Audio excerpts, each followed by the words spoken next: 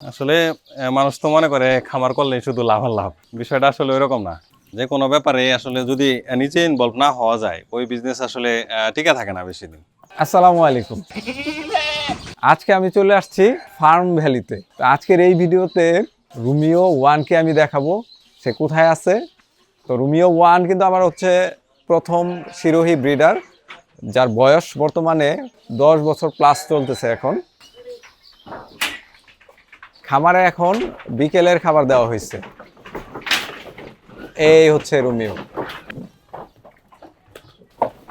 সব ছাগলগুলো একটু দেখাই।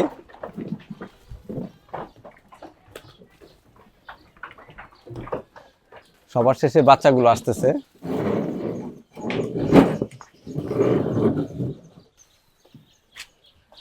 মাশাআল্লাহ।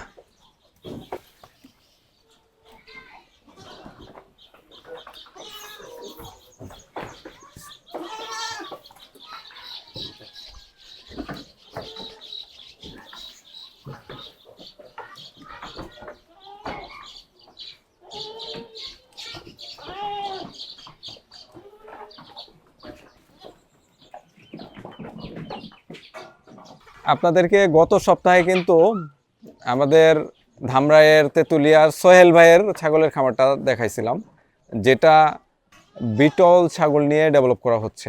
আজকে যেটা দেখাচ্ছি এটা কিন্তু শিরোহী ছাগল নিয়ে ডেভেলপ করা হচ্ছে। সেম একই মডেলের, একই প্যাটার্নের খামার। যেইভাবে আমি আমার ছাগলগুলোকে ব্রিড আপগ্রেডেশন করেছি, ঠিক একই মেথডে কিন্তু এই ফার্মটাও পরিচালিত হচ্ছে। তা এখন আমরা শাহিন ভাইয়ের সাথে কথা বলবো। শাহিন ভাই, আজকের হিসেব অনুযায়ী আপনার এখানে মোট কতগুলো ছাগল আছে? এখানে এখন আছে হচ্ছে 50টা। লাস্ট ব্যাচে বাচ্চা পাইছেন কতগুলো? 22টা। 22টা। মাশাল্লাহ মাশাল্লাহ। ফার্মের বয়স কতদিন চলতেছে মোটামুটি? ছাগল তো আসলে শুরু করছি যখন 2 বছরের মতো হবে, কিন্তু লাস্ট 1 বছর যাবত এগুলো নিয়ে কাজ করতেছি। মোটামুটি হচ্ছে গিয়ে 2 বছর আগে শুরু করা হলেও পরিপূর্ণভাবে ছাগল নিয়ে শুরু করা 1 বছর আগে। 1 বছর হয়েছে। তো 1 বছরে আপনি টোটাল বাচ্চা পাইছেন কতগুলো?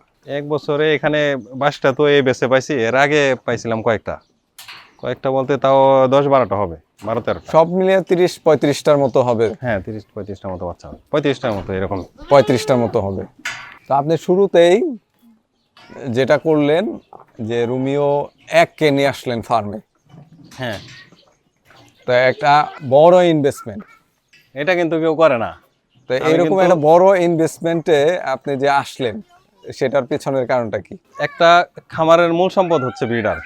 যদি ব্রিডারই ভালো না হয়, তো ওই খামারের ভবিষ্যৎ প্রজন্ম, ভবিষ্যৎ জেনারেশন তো ভালো হওয়ার কোনো চান্সই নাই। তো রোমিও এমন একটা ব্রিডার, ওকে যখন আমি প্রথম দিন দেখি, প্রথম দিনই আমার পছন্দ হয়। তো পছন্দ হওয়ার ফলে কি হয়েছে, তখন কিন্তু আমি ছাগল নিয়ে কাজ করব এরকম কোনো প্ল্যান আমার ছিল না।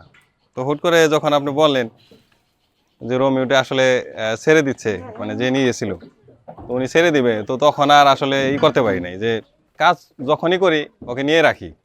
কারণ এই জিনিস যদি হারায় যায় একবার, তাহলে দ্বিতীয়বার আর পাওয়া যাবে না। আসলে কয়েক বছর আগে রোমিওকে আমার ফার্ম থেকে হাত বদল করে দেওয়া হয়। কারণ হচ্ছে আমার ফার্মে ইনব্রিডিং হয়ে যাচ্ছিল। তো সেই সময়ে যে এটা নিয়ে গেছিল, তাকে আমি শর্ত দিয়েই দিয়েছিলাম যে এটাকে আমাকে না জানায়া বিক্রি করা যাবে না। তো ফাইনালি কিন্তু হঠাৎ একদিন সে আমাকে জানায় যে তার ফার্মটা ক্লোজ করে ফেলতেছে। তো তখন আমি একটু চিন্তায় পড়ে যাই, আসলে এই পাঠাটাকে, এই ব্রিডারটাকে আমি এনে আমার এখানে যে রাখবো, আমার এখানেও পর্যাপ্ত স্পেস নাই, তো এটা রাখা যায় কোথায়? তখন শাহিন ভাইকে আমি বলি যে বিষয়টা, তো শাহিন ভাইয়ের সাথে শেয়ার করার পরে নিজে থেকেই বলে যে তাহলে এটা আমাকে এনে দেন। তো সেই হিসেবে শাহিন ভাই যেটা বললো একটু আগে, যে মূলত ছাগল কেনা 2 বছর আগে, কিন্তু শুরু হয়েছে 1 বছর আগে। আসলে 2 বছর আগে রোমিওকে নিয়ে আসার পরে সে 1 বছর এই সিঙ্গেল ভাবেই ছিল। তার পরবর্তী 1 বছর পরে কিন্তু বাকি ফিমেল গোটগুলো সংগ্রহ করা হয়েছে। তো শাহিন ভাইয়ের কাছে প্রশ্ন, যে বাংলাদেশে সাধারণত যে ট্রেন্ডটা চলে, যারা এই নতুন ছাগলের খামারে আসতে চায়, তারা দেখা যায় যে নামি দামি ব্র্যান্ডেড ছাগলগুলো নিয়ে কাজ করার চেষ্টা করে বা শুরু করার চিন্তা ভাবনা করে। তো সেইখানে আপনি কেন এই ক্রস জাতের ছাগলগুলো নিয়ে শুরু করলেন? ক্রসের সুবিধা অনেক। অসুবিধার চেয়ে ক্রসের সুবিধাটা বেশি। সুবিধাটা হচ্ছে ওরা আমাদের দেশের, আমাদের এলাকার, আর এগুলো সবগুলাই কিন্তু আমাদের এখান থেকে লোকালি আমি সংগ্রহ করা। তো এই এরিয়ার সাথে ওরা সুইটেবল, অলরেডি ওরা এই এরিয়ার সাথে খাপ খেয়ে নিছে। এইটা একটা দিক। আর একটা দিক হচ্ছে আমি যদি যদি অরিজিনাল ছাগল কিনতে যাই, একটা ছাগলের দাম প্রায় লাখ টাকা।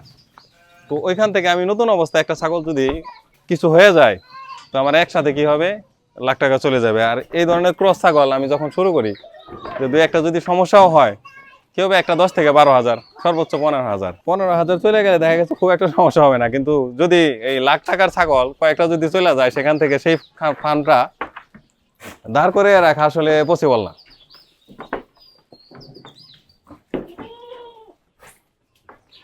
সুপ্রিয় দর্শক, এই হচ্ছে আমাদের রোমিও 1 পিওর ব্রিডের শিরোহী ব্রিডার। মাশাআল্লাহ, এত বছর বয়স হয়েছে এখনো কিন্তু সে ফুল অ্যাক্টিভ। তো শাহিন ভাইয়ের ফার্মে রোমিও 1-এর প্রায় হচ্ছে গিয়ে 35টার মতো বাচ্চা এ পর্যন্ত তারা পেয়েছে। তো আমাদের অনেকের ধারণা আছে, ইভেন শাহিন ভাইয়ের ফার্মের এর আগে একটা ভিডিও আমি দিছিলাম আমার চ্যানেলে, সেখানে অনেকে কমেন্টও করছে যে যেই টাইপের ছাগল নিয়ে শাহিন ভাই শুরু করছে, এই ছাগল দিয়ে আসলে ফার্ম টেকানোটা মুশকিল হবে। মানে লোকাল যে ক্রসগুলো স্থানীয়ভাবে পাওয়া যায় 5-7 হাজার, 8,000, 10,000 টাকা মূল্যের যে ছাগলগুলো, সেগুলো নিয়েই কিন্তু ফার্মটা শুরু করা। এরকম অনেকেই মন্তব্য করছেন যে এই ফার্মও টিকবে না। তো ফাইনালি কিন্তু এই ফার্মের বয়স এখন 2 বছর চলতেছে, আলহামদুলিল্লাহ প্রায় 35টার মতো বাচ্চা ইতিমধ্যেই শাহিন ভাই পেয়েছে। এবং বাচ্চাগুলোর কোয়ালিটি দেখেন, এই যে এখানে সবই বাচ্চা, এইখানে যা আছে সবই কিন্তু ফার্মেরই বাচ্চা। মাশাআল্লাহ, এই যে দেখেন, এটাও কিন্তু একটা বাচ্চা, এটা খাসি বাচ্চা। তো দর্শকরাই একটা আন্দাজ করেন এটার বয়স কত হইতে পারে। এটা সামনে এই যে একটা, যদিও আলো এদিক দিয়ে ভালো আসতেছে না, এগুলো সবই কিন্তু রোমিও 1-এরই বাচ্চা। এগুলো সব কয়টাই এই যে যা আছে এখানে রোমিওর বাচ্চা এগুলো। এই দেখেন, এখনই ওর মা সমান। এটা ওর মা। 4 মাস বয়স। এই দেখেন যে একটা ক্রস ফিমেল, ওর বাচ্চা হচ্ছে এই যে 4 মাসের বাচ্চা। 4 মাসের বাচ্চা, এখনই ওর মায়ের সমান প্রায়। উচ্চতায় কিন্তু ওর মায়ের সমান হয়ে গেছে আলহামদুলিল্লাহ। মাশাআল্লাহ। শুধু এটা না, এই যে দেখেন,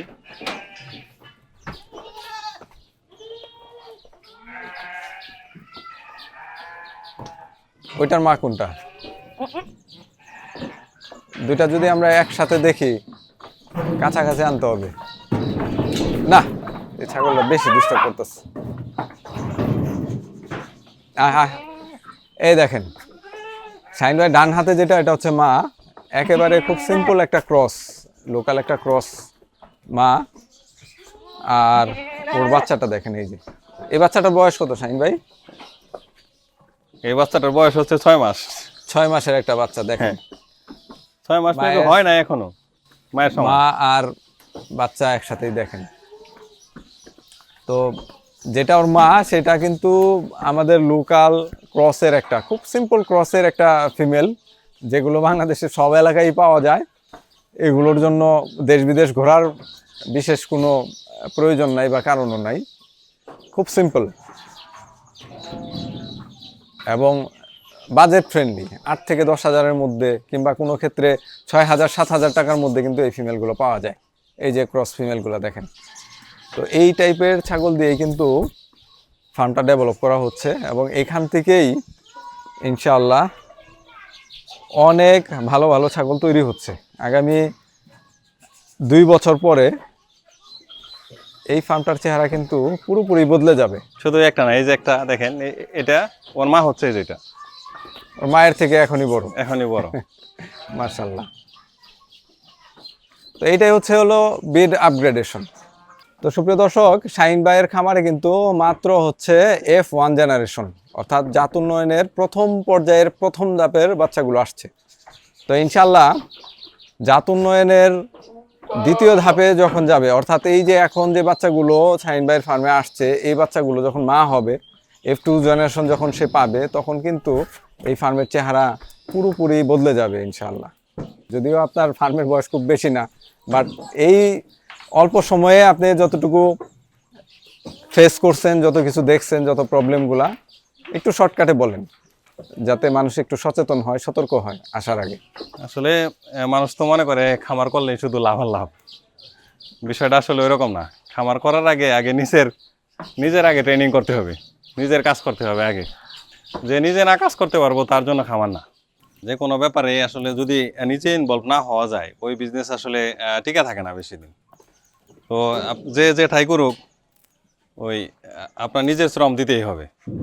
নিজে যখন খামার না থাকবেন তখন আসলে ওই খামারটা টিকে রাখা সম্ভব হবে না। এটা একটা জিনিস। সেকেন্ড জিনিস হচ্ছে আসলে ওই যে মানুষ নামি দামি ব্রিডের পিছনে ছুটে। বাণিজ্যিক খামার করতে গেলে আসলে ব্রিড না, আমাদের যে দেশি লোকালগুলো আছে এগুলো নিয়ে ভালো একটা পাঠা, সেটা যে কোনো ব্রিড হইতে পারে। মানে ক্রস ব্রিডটা, হ্যাঁ, ক্রস ব্রিডের সাথে যে কোনো ধরনের একটা পাঠা নিয়ে যদি কাজ শুরু করে, ইনশাল্লাহ আশা করি সেই খামারটা সাকসেসফুল হবে।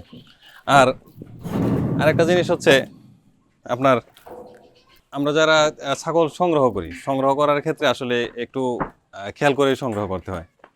যেমন হচ্ছে একসাথে অনেকে করে কি অনেকগুলো ছাগল এক জায়গায় থেকে নিয়ে আসলো, তো সেই ক্ষেত্রে হয় কি রোগ জীবাণুটা ক্যারি করার সম্ভাবনা বেশি থাকে। তো এই ক্ষেত্রে দেখা গেছে লোকালি যদি 2-1টা করে সংগ্রহ করা যায়, 2টা 4টা 5টা করে সংগ্রহ করলো, দেখা গেছে কোয়ারেন্টাইন করে খামারে নিয়ে আসলো। তো সেই ক্ষেত্রে কি হয় কি, এলাকার জিনিস সে তো জানে, এলাকায় ভালো জিনিস পাওয়া যায়, খুঁজলে আস্তে আস্তে সময় নেওয়া যদি কেউ চেষ্টা করে তাহলে প্রত্যেকটা এলাকাতেই কমার বেশি পাওয়া যাবে, টাইম নিয়ে করতে চাইলে। মূল বিষয় হচ্ছে গিয়ে যে আমাদের বাংলাদেশের প্রেক্ষাপটে যে কোনো পিওর ব্রিডের তুলনায় ক্রস ব্রিডটা বেশি সুইটেবল। ক্রসবিটটা সুইটেবল। হ্যাঁ, এর পেছনে বেশ কিছু কারণও থাকে, যেমন আবহাওয়া, জলবায়ুর ব্যাপার, অ্যাডাপ্টেশনের ব্যাপার থাকে। তারপর হচ্ছে মার্কেট স্ট্র্যাটেজি একটা বিষয় থাকে, যে আপনি একটা অনেক দাম দিয়ে কিনলেন, আপনার এক্সপেকটেশন থাকবে কিন্তু ওটার বাচ্চাও যেন আমি অনেক দামে হাই বিক্রি করতে পারি, কিন্তু আসলে সবার পক্ষে তো সেটা সম্ভব না। সবাইকে সেই বেশি দামে বিক্রি করতে পারবে? দেখবেন যে ওই বেশি দাম তো দূরের কথা, ওই 3 ভাগের 1 ভাগ দামও পাবে না, সেক্ষেত্রে হতাশ হয়ে খামার বন্ধ করে দিবে। তো মূল টার্গেট যদি থাকে যে মাংস উৎপাদন, তাহলে কিন্তু বাংলাদেশের যে কোনো জায়গায়, যে কোনো জেলায় খামার টিকে রাখা সম্ভব। মাংসের দামে বিক্রি করলে তো আর, এবং ওই দামের মধ্যে যদি তার খরচটা পোষাইতে পারে, তাহলে অবশ্যই তার খামারটা লস হওয়ার সম্ভাবনা থাকে না। তো শাহিন ভাইয়ের জন্য অনেক অনেক শুভকামনা। ধন্যবাদ সকলকে, সকলের প্রতি শুভকামনা রইল। আসসালামু আলাইকুম।